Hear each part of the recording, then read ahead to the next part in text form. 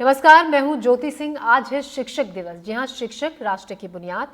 लेकिन हम कहेंगे कि आज ही क्यों, वास्तव में हर दिन शिक्षक दिवस होना चाहिए।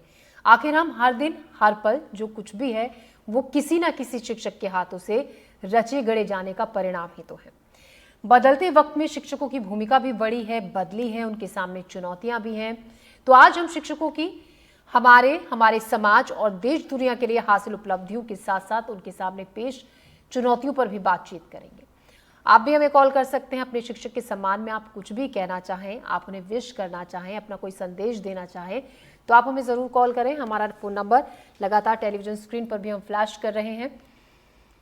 और इसी पर हमारे साथ बात करने के लिए कुछ ऐसे शिक्षकों को हमने अपने साथ जोड़ा है जो अपने अपने क्षेत्र में ऐसे काबिले तारीफ उन्होंने काम किए हैं कि उन्होंने बहुत से बच्चों के जीवन को बदला है, उनमें सुधार लाया है, उनको शिक्षा के राह पर आगे बढ़ने में मदद की है। हमारे साथ खास मेहमान जुड़ गए हैं। डॉक्टर उषा खरे हैं, पूर्व प्रिंसिपल हैं government girl higher secondary school Bhopal से। हमारे साथ डॉक्टर सुकन्या घोष बिस्वास हैं, principal Krishna Vikas global school Raipur से। हमारे साथ डॉक्टर ऋषिना नाटू हैं, principal Kasturba Gram rural institute से। डॉक्टर संगीता, प्रिंसिपल के कॉलेज से। आप सभी का बहुत बहुत शुक्रिया, हमसे जुड़ने के लिए शुक्रिया, धन्यवाद। और आप सभी को मेरी तरफ से भी हैप्पी टीचर्स डे, शिक्षक दिवस की ढेर सारी शुभकामनाएं सभी टीचर्स को। तो मैं शुरुआत उषा खरे मैम से करूंगी। उषा मैम, हम आज के खास दिन पर बात शिक्षकों की कर रहे हैं और जो मैंने शुरुआत में कुछ लाइनें कही भी थी कि हर दिन ही शिक्षक दिवस होना चाहिए, क्योंकि हम हर दिन रोज किसी ना किसी से कुछ ना कुछ सीख रहे होते हैं। आपने इस क्षेत्र में लंबे वक्त से आप काम कर रही हैं और बहुत खूबसूरत और अच्छे काम आपने किए हैं। केबीसी के मंच पर मैम आप पहुंच चुके हैं। वहां से जो राशि आपने जीती थी उसकी आपने एक लैब बनवाई, रोबोटिक लैब, जिससे बहुत से छात्रों को फायदा मिला। मैम, हम आप ही की जुबानी सुनना चाहेंगे, किस तरीके से आपने बदलाव देखा है अपनी इस पहल के बाद? जी मैडम, नमस्कार। मैं आपको दिखाई दे रही हूँ? मैम बिल्कुल, आप मुझे दिख रही हैं, बहुत अच्छे से दिख रही हैं मैम। जी जी, नमस्कार। जी मैडम, सबसे पहले तो देश के प्रत्येक उन शिक्षकों को मैं हार्दिक बधाई दूंगी जो अपने शिक्षकीय कार्य को पूरे दिल और दिमाग से कर रहे। जी साथियों, हमारे कंधों पर बहुत बड़ी जिम्मेदारी होती है। माता पिता बड़े विश्वास के साथ अपना बच्चा हमारे विद्यालय में, हमारी कक्षा में, हमारे विषय के लिए हमको देते हैं। और यदि हमने शिक्षकीय कार्य को अपनाया है तो इसमें हमारा प्रथम परम कर्तव्य बन जाता है कि हम उस विश्वास को कायम रखें। हम अपनी योग्यता के अनुसार उस कक्षा में उपस्थित हर प्रकार, देखिए हर क्लास में एटी टाइम 4-5 तरह के बच्चे होते हैं। एक्सीलेंट बच्चे भी होते हैं, एवरेज भी होते हैं, बैकवर्ड भी होते हैं, प्रॉब्लमेटिक भी होते हैं। तो हम सभी बच्चों को चाइल्ड साइकोलॉजी का नॉलेज रखते हुए, नहीं भी है तो अनुभव से प्राप्त हो जाता है, हम उन बच्चों को एक समान ट्रीट करें, उनके ऊपर मेहनत करें, पढ़ाने की अच्छी तरीके से कोशिश करें, तभी हम इस शिक्षक दिवस को मनाने के हकदार हैं। तो वास्तव में मैडम, आपने मुझसे कहा कि मैंने इस नोबल प्रोफेशन को बखूबी निभाया है, तो ये शक्ति मुझे ईश्वर ने दी थी। मैंने चाहा कि मैं इस कार्य को अच्छे से अच्छा करूं, तो परिस्थितियां अच्छे से अच्छी बनती गई और मैं इस कार्य को करती गई। और आपके सामने जो भी मेरी उपलब्धियां हैं, मुझे नहीं लगता है इतने नोबल प्रोफेशन में मैंने अपना जो समय दिया है उसके हिसाब से ये उपलब्धियों का कोई महत्व नहीं रह जाता है। आवश्यकता इस बात की है कि हम जिस जगह काम कर रहे हैं उस जगह हमारे प्रत्येक बच्चे के सर्वांगीण विकास में हमारा योगदान होना चाहिए। बिल्कुल मैम, और जी बहुत मैडम। खूबसूरत बात आपने कही, किस तरीके से आपने समझाया, बताया कि सभी बच्चों को एक साथ लेकर आगे चलने की आवश्यकता होती है। डॉक्टर सुकन्या घोष विश्वास, आपसे मेरा सवाल है। देखिए, आप मुझे कोई भी एक ऐसी पहल आपकी जो हो, आपने कुछ ऐसा किया हो कि आपको लगा हो कि हाँ, मेरी इस पहल से, इस कोशिश से कुछ बदलाव आया है बच्चों के जीवन में। और मुझे एक जो मैम, जब भी हम कुछ अच्छा करते हैं तो जो आत्मसंतुष्टि होती है वो हमें पता होता है कि हमारे किस काम से हमें हुई है। ऐसा कोई इंसिडेंट आप हमारे साथ शेयर करें? ऐसे आई होप मेरे आवाज आप तक पहुंच रही है। बिल्कुल साफ आ रही है, आप पहले अपनी तो मैं बात माफी रखिए। चाहूंगी कि मेरी हिंदी बहुत अच्छी नहीं है, स्टिल आई ट्राई। ऐसे तो बोलूंगी, मैं अभी तो बहुत काम करना बाकी है। जी। मैं एवरी डे मैं कुछ ना कुछ सीख रही हूँ, बच्चों से सीख रही हूँ। और मैं बताती हूँ कि एक एवरी डे मैं बच्चों से इंस्पिरेशन मुझे मिलते हैं कुछ करने के लिए। मैं बताऊं, मेरा एक्चुअली मेरा प्रोफेशन बिल्कुल अलग था। मैं डॉक्टर, मैं मेडिकल बैकग्राउंड से हूँ। तो अचानक मुझे क्योंकि मेरी मदर टीचर थी, तो मुझे बहुत शौक था शुरू से कि मैं टीचर शायद बन सकता, पर मुझे आत्मविश्वास नहीं था। तो मेरे जो पूर्व प्रिंसिपल थे मेरे स्कूल में जिसमें मैंने ज्वाइन किया था, तो उन्होंने मुझे एहसास दिलाया कि भले ही आप मेडिकल बैकग्राउंड से हो, बट अगर आप में मन में इच्छा है तो आप टीचर बन सकते हो। तो ये चीज मेरे मन में बस गया था। एंड मुझे लग रहा था बच्चों को जो भी उनको मन में जो भी इच्छा हो, वो चीज उसकी एक टीचर्स ऐसे चाबी की तरह होते हैं कि दरवाजा खोल दो एंड उनका बस उनका रास्ता उनको जीवन दिख जाए। तो मैं हमेशा से वो ही मुझे लगता था कि टीचिंग कुछ करें, कुछ अलग, हमेशा से कुछ अलग से कुछ करें। जी। जी। और मैं बताऊं, मैं साइंस की स्टूडेंट थी पर मैं पढ़ाती थी हिस्ट्री ज्योग्राफी। बाद जी। में मैंने पूरे सारी उसकी स्टडीज करी। मेरे बच्चे मुझे बताते थे कि मैम कि हिस्ट्री तो बोरिंग लगते हैं। तो उसी टाइम से मैंने पूरा उसको चैलेंज कर लिया था कि कैसे मुझे मुझे हिस्ट्री जैसे सब्जेक्ट को इंटरेस्टिंग बनाना है। तो हमेशा से बच्चे बोलते थे मैम क्यों ना इसमें एक फिल्म बनाई जाए हिस्ट्री के ऊपर। तो या एक दिन ऐसा करते हैं कि एक माहौल बना देंगे पूरे स्कूल में, जहाँ पे फॉर एग्जांपल रोम पढ़ाया जाता था क्लास 11 में। तो एक दिन पूरा पूरे बच्चे, हिस्ट्री के बच्चे पूरे स्कूल में रोम का माहौल बना देते थे। तो ऐसे अरब के जी। माहौल बना देते थे। तो दिस इज हाउ हम लोग हिस्ट्री जी। वहां पे क्लास में जी। ऐसे हम लोग पढ़ाते थे। तो ये एक पूरा मुझे लगता है बच्चों को एक ओपन, एक पूरा छूट दे दीजिए, तभी वो बच्चे पसंद करते हैं कि उस सब्जेक्ट को जी। पसंद करने के तो लिए बच्चे उनको को एक वो तरीके मौका से देना चाहिए। स्टूडेंट्स को खुलने का मौका दें, जगह दें, बच्चा हाँ। पूरा अच्छे से अपने आप को आगे डेवलप करेगा। डॉक्टर, वैसे सुकन्या मैम आपने बहुत अच्छी हिंदी बोली, कोई दिक्कत नहीं थी, सबको बहुत अच्छे से समझ में आई। ऋषिना मैम, देखिए सभी स्टूडेंट्स, सभी लोगों के जिंदगी भर में कोई एक या दो टीचर्स ऐसे होते हैं जो हमें लाइफ टाइम तक याद रहते हैं, और वो टीचर वो होते हैं जिनकी कोई ऐसी बात, कोई हमारी ऐसी हेल्प जो हमें लाइफ टाइम तक याद रहती है और आगे बढ़ने में मदद करती है। और आप भी उन्हीं टीचर्स में से एक हैं। And I am sure ma'am बहुत सारे ऐसे स्टूडेंट्स की आप उनमें ऐसी एक टीचर होंगी जो लाइफ टाइम तक सबको याद रहेंगी। आप मुझे बताएं कि किस तरीके से आपके नए नए जो आप कोशिश करती रही हैं बच्चों को आगे बढ़ाने में, और अपने साथ की जो और टीचर्स हैं उनको आगे बढ़ने में, ताकि अच्छे जेल हो वो स्टूडेंट्स के साथ, किस तरीके की कोशिश, क्या डिफरेंट आपकी तरफ से होता है? मैम, मैं स्टूडेंट्स को लेकर जो काम करती हूँ उसमें मैं स्टूडेंट्स के साथ बहुत ज्यादा अच्छा कम्युनिकेशन पहले बनाने की कोशिश करती जी। हूँ। उससे ये मुझे पता लगता है कि उन बच्चों में हुनर क्या है और वो क्या करना चाहते हैं। एक होता है क्या करना चाहते हैं, उसके लिए उनको रास्ता दिखाना, ये हमारा काम है। तो वो दिखाने की कोशिश करती हूँ। जैसे मेरी एक बच्ची है जो अभी अगले हफ्ते ही इंडिया रिप्रेजेंट करने वाली है पिट्टू में। जी। तो चूंकि वो गांव की बच्ची थी और वो गांव के खेलों में काफी रुचि रखती थी, तो हमने उसको काफी आगे बढ़ाया और अब वो बच्ची नेशनल्स रिप्रेजेंट करने जा रही है। तो ऐसे ही मैं चूंकि केमिस्ट्री की पहले प्रोफेसर रही, लेकिन उसके बावजूद मैंने बच्चों को एनवायरनमेंट को लेकर जागरूक करना, कभी उनको गणपति सिखाए सो दैट वो इको फ्रेंडली पूरे समाज के आसपास के इर्द गिर्द के प्रकृति के साथ जुड़ सके। फिर उसी के साथ साथ मैंने बच्चों को डांस, चूंकि मैं क्लासिकल डांसर भी रही, तो मैंने बच्चों को स्टेज पर कैसे बोलना है, कैसे नृत्य करना है, कौन से हमारे फोक हैं जो बहुत इंपॉर्टेंट है, उसके अलावा कैसे संचालन करना है, कैसे एक्ट करना है, कैसे गाना गाना है। क्योंकि उसके बाद तो हम उनको एक बार सिर्फ दिशा देते हैं, उसके बाद वो बच्चा मेहनत करता है। और आपको बताना चाहूंगी, हर साल 100 बच्चे मैंने खड़े किए हैं, और 100 बच्चे यानी 3000 बच्चे।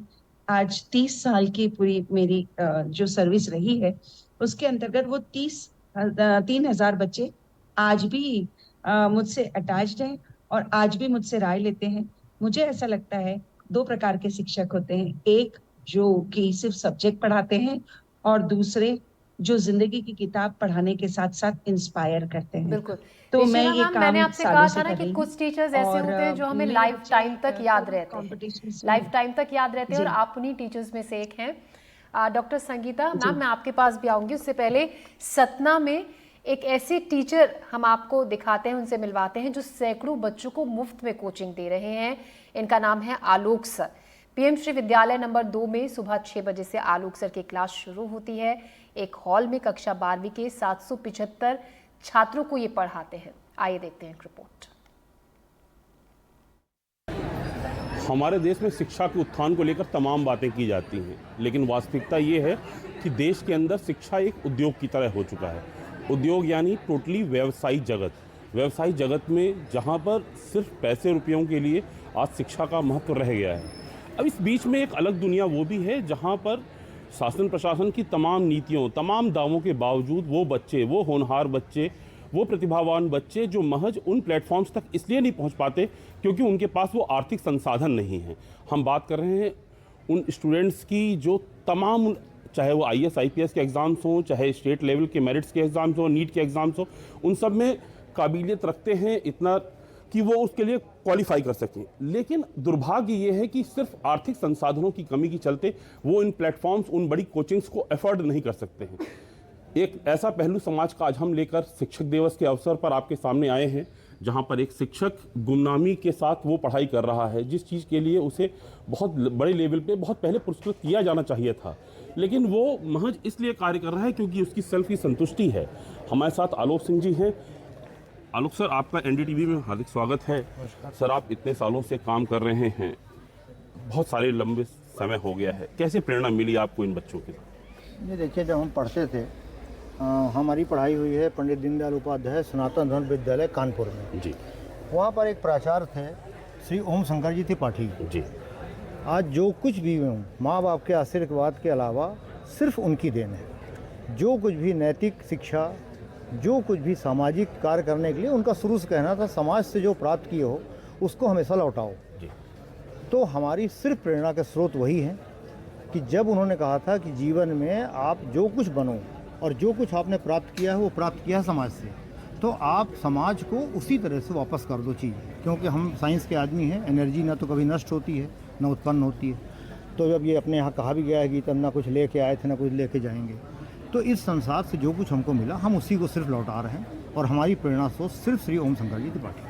इतने सालों से आप कार्य कर रहे हैं, है ना, गुमनामी में, कभी आपने ये प्रयास नहीं किया कि लोग जाने? नहीं, बिल्कुल नहीं। ये अपने आप में एक बहुत बड़ी क्योंकि चीज़ हम सिर्फ नींव के पत्थर बनना चाहते हैं। हम चाहते हैं जब बच्चे आगे जाएं तो हमारी बिल्डिंग को लोग देखें, हमको नहीं।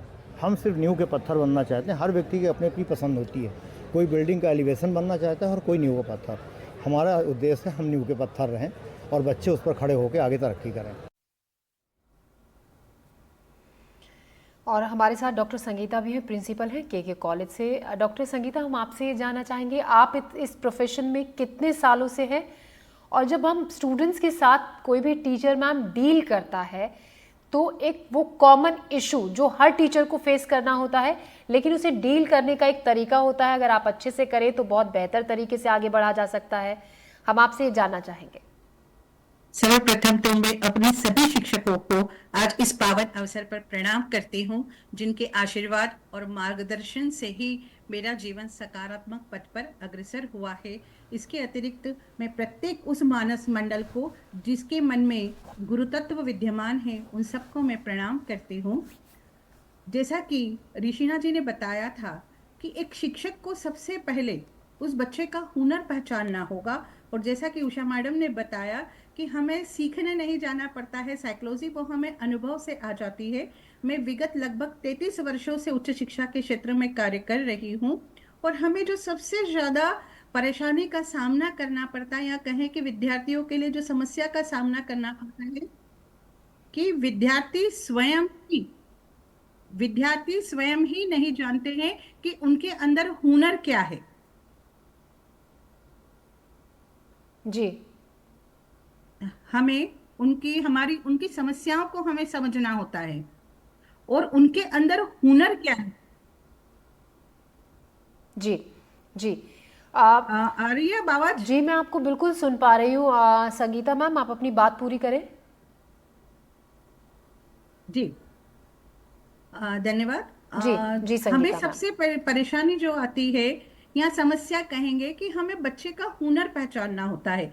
तो हम जितना ज्यादा बच्चों से संवाद करते हैं, उनसे संपर्क स्थापित करते हैं, उनके एक मन में विश्वास दिलाते हैं कि शिक्षक भी मातृ स्वरूप होते हैं, तो वे बच्चे अपनी समस्याएं हमारे से शेयर करते हैं। और उसके साथ साथ उस संवाद में हम ये जान पाते हैं कि बच्चे में हुनर क्या है, उसके अंतर्गत ईश्वर ने क्या एक हुनर भेजा है। वह जॉब के लिए अच्छा है, वह खुद का व्यवसाय अच्छे से कर सकता है, वह डांस में जा सकता है, वो कम्युनिकेशन स्किल में प्रवीण है, वे खेलकूद में प्रवीण है। और इसके साथ साथ वो अपने आप को एक बंधा हुआ महसूस करता है, वो खुलता नहीं है सामान्यतः बच्चा। तो उस बच्चे को उसके हुनर से पहचान करने के साथ साथ उसके अंदर एक आत्मविश्वास डेवलप करने का कार्य भी हम शिक्षकों को करना होता है। बिल्कुल मैम, एक बच्चे को गढ़ने में जितना बड़ा हाथ टीचर का होता है उससे ज़्यादा और किसी का योगदान नहीं होता है। डॉक्टर उषा खरे मैम, हम बात कर रहे हैं आज शिक्षक दिवस पर। हम लगातार अपने दर्शकों से भी अपील कर रहे हैं, एनडीटीवी एक मंच दे रहा है लोगों को। अगर आप अपने टीचर को विश करना चाहते हैं, आज के दिन कोई संदेश देना चाहते हैं, मैं आपसे जानना चाहूँगी आपको अपने स्कूल का कोई ऐसा टीचर जो याद हो, जिसको आज आप हैप्पी टीचर्स डे बोलना चाहती हैं, तो एनडीटीवी आपको मौका दे रहा है, एक मंच दे रहा है। आप विश अगर अपनी किसी फेवरेट टीचर को करना चाहती हैं।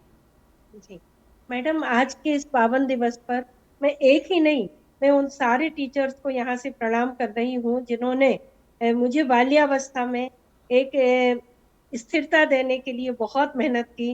कक्षा 1 से 5 के शिक्षक सबसे महान होते हैं, जो बच्चों की इतनी मतलब है ना हलचल उदंडता वाली चाइल्डहुड स्टेज को संभाल कर उन्हें एक स्थिरता प्रदान करते हैं। फिर किशोर अवस्था के दौरान जब हमारे 9वीं से 12वीं के शिक्षकों ने, 9वीं से 11वीं वाले शिक्षकों ने जब हमें संभाला, अच्छी बातें बताई, और वो करीब करीब जैसे चाहे हिंदी विषय पढ़ाने वाले चौबे जी हों या हमारे प्राचार्य तिवारी जी हों, जिन्होंने ग्राउंड पर ले जाकर एक एक खेल हम लोगों के साथ खेलकर हमारे शारीरिक विकास पर ध्यान दिया। हमारे वो कल्चरल जो पूरा संभालते थे दुबे जी, जिन्होंने हमें मंच प्रदान किया, हर कार्यक्रम में हमारा नाम लिखकर हमें कविता का, भाषण का अवसर प्रदान करके एक स्टेज फियर दूर किया। तो मैडम, मैं सारे टीचर्स उषा मैम, आपने अपने सारे टीचर्स को वैसे याद कर लिया है, आपने सारे टीचर्स को याद कर लिया। हमारे साथ एक शिक्षक ही जुड़ रही हैं, गीता कुलकर्णी हमारे साथ हैं जी। स्वागत है आपका एनडीटीवी के मंच पर। आप क्या कहना चाहती हैं मैम, और आपको मेरी तरफ से हैप्पी टीचर्स डे। सबसे पहले अपनी बात करें। अभी धन्यवाद। मैं अभी सभी मेरे शिक्षक गण को और शिक्षक वृंद को शिक्षक दिवस की शुभकामनाएं बताती हूँ, बधाई देती हूँ। लेकिन ये क्या है, बच्चों के साथ प्यार जब दिखाते हैं वो माँ के समान हमें देखते हैं। मुझे तो अभी 69 ईयर्स है, लेकिन निवृत्ति हो गई है। मैं गवर्नमेंट स्कूल में ही काम करती थी, हिंदी ही सब्जेक्ट थी। मैं बच्चों को अभी हम जब पढ़ाते थे ना, तब तो बहुत अच्छी तरह से ये होता था, इन्हें टीचर्स एंड स्टूडेंट्स में बहुत प्यार रहती थी। अभी भी वही आना चाहिए, इस तरह मेरी इच्छा है। सभी शिक्षकों के साथ मैं छात्र लोग क्या करते हैं, अभी प्यार से रहते हैं। इसके पहले हमें बदलाव होना चाहिए, यानी शिक्षक गण किस तरह रहते हैं उसके यथा राजा तथा प्रजा, उसके जैसे किस तरह शिक्षक रहते हैं उसके जैसे छात्र बन सकते हैं। जी मैम, और क्या बताना है? शुक्रिया आपका अपनी बात रखने के लिए। डॉक्टर ऋषिना नाटू, वैसे वक्त के साथ बहुत कुछ बदला भी है, टीचर स्टूडेंट्स का रिश्ता भी बदला है, पढ़ाने का तरीका भी जाहिर तौर पर बदला है। मैं आपसे ये जानना चाहूँगी, मैंने ये भी सुना डॉक्टर ऋषिना कि आप रोबोटिक लैब से पहले आपने ये भी सोचा था कि आप एक बस खरीद लें, उस बस से स्पेशली वहाँ से जो लड़कियाँ सिर्फ क्योंकि वो ट्रैवलिंग नहीं कर सकती हैं, आने जाने में दिक्कत होती है, ताकि वो बच्चियाँ स्कूल पहुँच सके। आपकी ऐसी भी कोई प्लानिंग थी? उसके बारे में आप हमसे वो किस्सा शेयर करें। मैं आपको ये बताना चाहती हूँ कि जब मैं कॉलेज में पढ़ाती थी तब ऐसा होता था कि बच्चे बहुत दूर दूर से आते थे, और कई बार क्लासेस इसलिए नहीं लगती थी क्योंकि पानी गिरा बीच के रास्ते बंद हो गए, बच्चे आ नहीं सकते। उनकी सुविधाएं वो कई बसेस बदलकर और कई चीजें बदलकर आना चाहते थे। जी। तो चूंकि हमारे कॉलेजेस में बसेस का इंतजाम नहीं था। मैं कस्तूरबा रूरल की बात नहीं कर रही हूँ, मैं इसके पहले के कॉलेजेस की बात कर रही हूँ जहाँ मैं जॉब करती थी। तो वो स्कूल के लिए बसेस होती थी, कॉलेज के लिए नहीं होती थी। तो मेरे बच्चों के समूह, चूंकि बच्चों के साथ मेरा इतना अच्छा एसोसिएशन हो जाता था 3 साल में, क्योंकि ग्रेजुएशन में 3 साल होते थे। तो बच्चे एक दिन मेरे पास आए और बोले कि डांस की प्रैक्टिस के बाद, गाने की प्रैक्टिस के बाद मुझे बोले कि माँ बोलते हैं, गुरु माँ बोलते हैं, तो बोले कि गुरु माँ, अपन एक काम करते हैं ना, कि आप एक काम करो, आप वहां आ जाया करो। तो मुझे बड़ा अच्छा लगा कि बच्चे मुझे गांव बुला रहे हैं। तो मैं एक संडे को उनके पास गांव गई तब मुझे समझ में आया कि इनके लिए कितना मुश्किल है कॉलेज तक आना। तो मेरे लिए बहुत ही ज्यादा डिफिकल्ट था ये समझना कि एक बच्चा पढ़ने के लिए इतने किलोमीटर आज भी आता है, तो उसको कितनी परेशानियां देखनी पड़ती है, कितनी झेलनी पड़ती है। और वो बच्चा अपना आधा टाइम तो सिर्फ सफर में ही निकाल देता है। तो वो किस मेंटल लेवल से वहां पढ़ेगा, सीखेगा। और वो 5 घंटे में हम भी उनको बोलते हैं टाइम से आओ, टाइम से पढ़ो, क्योंकि हम भी डिसिप्लिन देना चाहते हैं।